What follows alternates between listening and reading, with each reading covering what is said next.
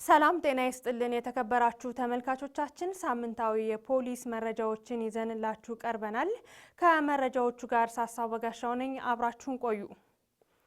የነዳጅ እጥረት እንዲከሰትና ህገወጥ ዝውውር እንዲባባስ እየሰሩ ባሉ አካላት ላይ አስፈላጊውን ህጋዊ እርምጃ የሚወስድ መሆኑን የአማራ ክልል ፖሊስ ዋና ጠቅላይ መምሪያ አስታውቋል።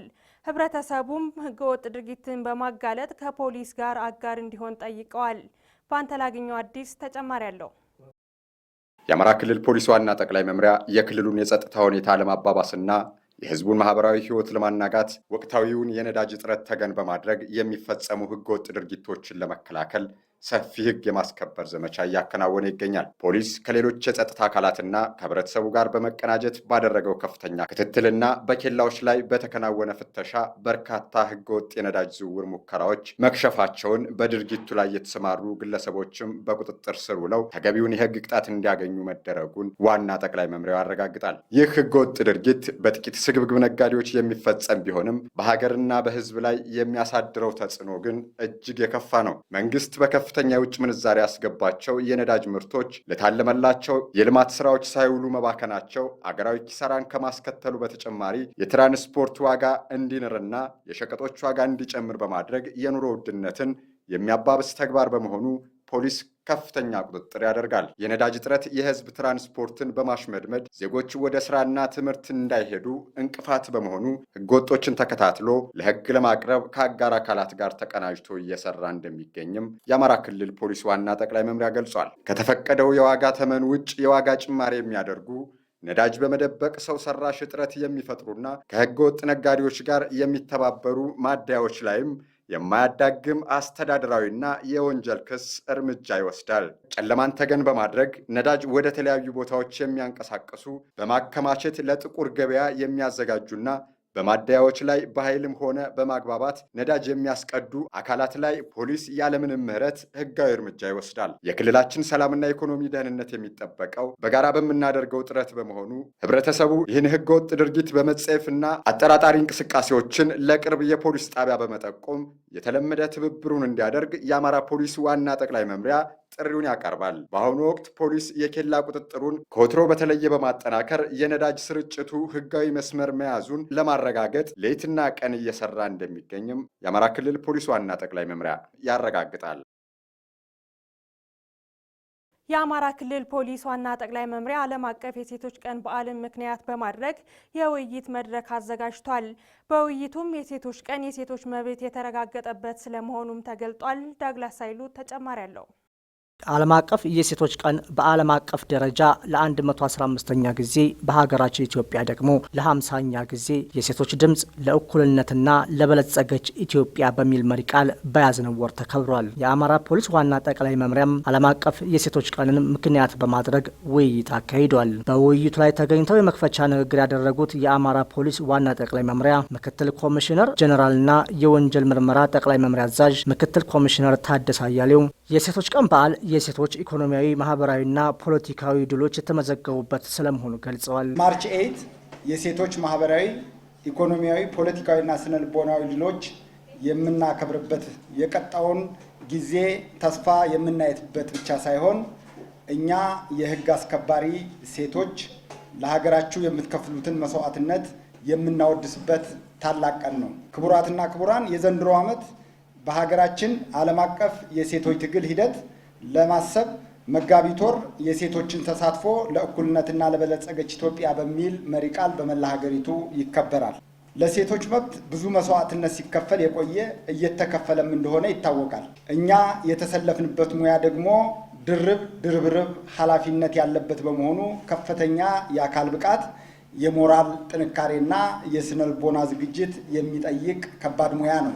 እናንተ ይህን ከባድ አደራ ተሸክማችሁ በየግዳጅ ቀጣናው የምታሳዩት ጽናት ለሁላችንም ኩራት ነው። ለተወያዮች የውይይት መነሻ ሀሳብ ያቀረቡት የአማራ ፖሊስ ዋና ጠቅላይ መምሪያ የሴቶችና ህጻናት ክትትልና ድጋፍ ከፍተኛ ባለሙያ የሆኑት ዋና ኢንስፔክተር ትዕግስት አለሙ የበዓሉ መሪ ቃል ዋና ትኩረቱ የሴቶችን መብት ወደ ተጨባጭ የኑሮ ለውጥ ለማምጣት ስለማስቻል መሆኑን ገልጸዋል። በዋናነት መሪ ቃሉ ትኩረት ያደረገው የሴቶችን መብት ወደ ተጨባጭ የኑሮ ለውጥ በመቀየር የሴቶችን ሀብት ክፍፍል የማህበራዊ ተሳትፎና ተጠቃሚነት ለማረጋገጥ ላይ ነው። የሴቶች ቀን የሚከበርበት ምክንያት የሴቶችን የእኩልነት የመብት ጥያቄ በዘላቂነት ለማረጋገጥ መሆኑን በውይይቱ ላይ የተሳተፉት ኮማንደር አለምነሽ መለሰ ይገልጻሉ። ገበር ምክንያት አለው፣ የራሱ ምክንያት አለው። ሴቶች በደል ደርሶብናል። ስለዚህ ይህን በደል ለመታገል ደግሞ በጋራ መቆም አለብን። በጋራ ስንቆም የራሳችንን ድል እናስከብራለን። እኩል እየሰራን ነው። እኩል እየሰራን ባለንበት እኩል ክፍያ ለምን አይከፈለንም በሚል መነሻ ነው የጀመረው። ይሄን መሰረት አድርጎ በጣም በርካታ ሴቶች በአመራርነት ቦታ ላይ አሁንም ድረስ እያገለገሉ ያሉ በዋና ጠቅላይ መምሪያው ስር የሚገኙ ሴት የፖሊስ አባላትና አመራሮች እንስት የፖሊስ አባላት አርአያ ሊሆኑ እንደሚገባ በውይይቱ ላይ ተገኝተው የማጠቃላይ ሀሳብ ያቀረቡት ረዳት ኮሚሽነር አየሁ ታደሰ ገልጸዋል። በተለያየ አጋጣሚ እዚህ ተቋም መጥተናል። እዚህ ተቋም ያለነው ደግሞ በታች ያሉት ወረዳ ላሉት ዞኖች ላሉት አባሎቻችን ሴት አባሎቻችን እኛ አርአያ መሆን አለብን። በስነ ምግባራችን፣ በዲሲፕሊናችን መመሪያ አክብረን በመስራታችን የአመራር ውሳኔ ሰጭነታችን አመራር ላይ ያለነው በአመራር ውሳኔ ሰጭነታችን ጠንካራና ብቁ በመሆን የስርቆት ወንጀል የፈጸሙት ግለሰቦች በእስራት መቀጣታቸውን የአንጎለላ ጠራ ወረዳ ፖሊስ አስታውቋል። ተጨማሪ አለን። በሰሜን ሸዋ ዞን አንጎለላና ጠራ ወረዳ ጨኬ ቀበሌ አንድ ፋብሪካ ውስጥ በጥበቃ ተቀጥረው የሚሰሩ ሁለት ግለሰቦች የተሰጣቸውን የስራ ኃላፊነት ወደ ጎን በመተው የስርቆት ወንጀል ሲፈጽሙ በአካባቢው ጥበቃ ላይ በነበሩ ግለሰቦች እጅ ከፍንጅ መያዛቸው የአንጎለላና ጠራ ወረዳ ፖሊስ ጣቢያ የታክቲክ ወንጀል ምርመራ ተወካይ ኃላፊ ዋና ሳጅን አምሳሉ በሪሁን ገልጸዋል። መስከረም 28 ቀን 2018 ዓ.ም በግምት ከምሽቱ 2 ሰዓት ተኩል እስከ ሌሊቱ 6 ሰዓት ባለው ሰዓት ውስጥ በአንጎለላ ጠራ ወረዳ ጨኪ ቀበሌ ልዩ ቦታው ጀር ፋብሪካ እየተባለ ከሚጠራው ድርጅት ውስጥ የጥበቃ ሰራተኛና የጥበቃ ሰራተኛ አስተባባሪ በመሆን ሲሰሩ የነበሩ የራሱ የተቋሙ ወይም ደግሞ የድርጅቱ ሰራተኞች ጨለማን ተገን በማድረግና ሌላው ሰራተኛ በሚያርፍበት ሰዓት እሱን ምቹ ሁኔታ በመጠቀም የተጣለባቸውን ኃላፊነትም ወደ ጎን በመተው በፋብሪካው ውስጥ የነበረን ንብረት የሰረቁበት ሁኔታ ነው ያለው። ንብረቱን ከሰረቁ በኋላ ከውጭ ተቀባይ ቀድመው በማዘጋጀት በአጥር ላይ እየተሸከሙ እየወጡ ከውጭ በማቀበል ማሳ ውስጥ በመደበቅ በመኖሪያ ቤት ዙሪያ በመደበቅ ወንጀል ሲፈጽሙ ካደሩ በኋላ ጧት ላይ ሲፈጽሙት የነበረውን ወንጀል ወይም ደግሞ ንብረቱን በማሸሽ ላይ እያሉ ለጥበቃ ስራ የወጡ አካሎች አግኝተዋቸው ወዲያው ከፖሊስ ጋር በመቀናጀት በቁጥጥር ስር ውለው ወደዚህ ወደኛ የመጡበት ሁኔታ ነው ያለው። ፖሊስ ከቦታው ተገኝቶ የተደበቁ ንብረቶችን በማውጣትና ተገቢውን ምርመራ በማጣራት ለወረዳው የፍትህ አካል የተጣራ የምርመራ መዝገብ በማቅረብ በተከሳሾች ላይ ከ4 ዓመት እስከ 6 ዓመት ከ9 ወር የፍርድ ውሳኔ መወሰኑንም ተናግረዋል። የሰረቁት ንብረት የተለያየ የድርጅቱ ቀለም የታሸጉ ቀለሞች 20 ኪሎ ግራም 15 ኪሎ ግራም የሚመዝኑ እንዲሁም ኬብሎች በጣም ውድ የሆኑ ኬብሎችን ነው የተሰረቀው። እነዚህንም በኤግዚቢትነት አቅርበን ፍርድ ቤት ድረስ እንዲታወቅ አድርገን ውሳኔ እንዲሰጥበት የተደረገበት በኋላና ውሳኔ ከተወሰነም በኋላ ኤግዚቢቱን ለድርጅቱ ያስረከብንበት ሁኔታ ነው ያለው።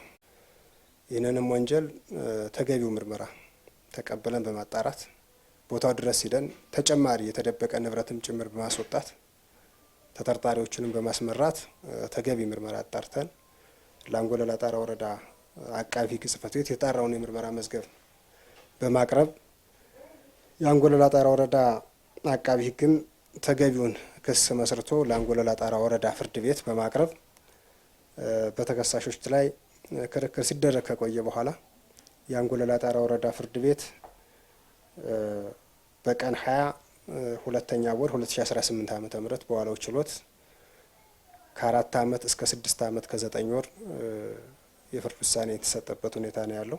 ዋና ሳጅን አምሳሉ በሪሁን አክለውም እነዚህና መሰል ወንጀሎች እንዳይፈጸሙ ፖሊስ ከሌሎች አጋር የጸጥታ ኃይሎች ጋርና ከማህበረሰቡ ጋር በመቀናጀት መከወን ያለባቸውን ተግባራት በማንሳት ማብራሪያ ሰጥተዋል። አንደኛ የጥበቃ ሰራተኛ ሲቀጠር በምን አይነት መንገድ መቀጠር አለበት? ተገቢውን የሆነ ውለታ መፈጸም አለባቸው።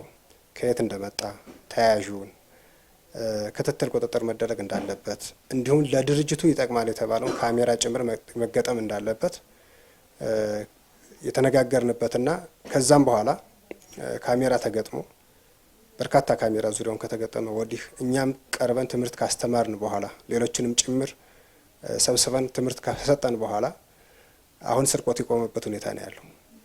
ከዛን ወዲህ እንደዚህ አይነት ስርቆት ተፈጽሞ አያውቅም። ጨኪ ላይ ጠንካራ ኦፊሰርም አሁን ተመድቦ እየሰራ ያለበት ሁኔታ ነው ያለው። ማህበረሰቡም ተቀናጅቶ እየሰራ ያለበት ሁኔታ ነው ያለው። ድርጅቱም ልዩ ትኩረት አድርጎ ክትትል ቁጥጥር እያደረገ በሌሊት 3 ሽፍት ክትትል ቁጥጥር የሚያደርጉ አመራሮችን መድቦ እያሰራ ያለበት ሁኔታና በዚህ መንገድ ተቀናጅተን ከሰራ ነው ወዲህ ስርቆቱም የቆመበት ሁኔታ ነው ያለው።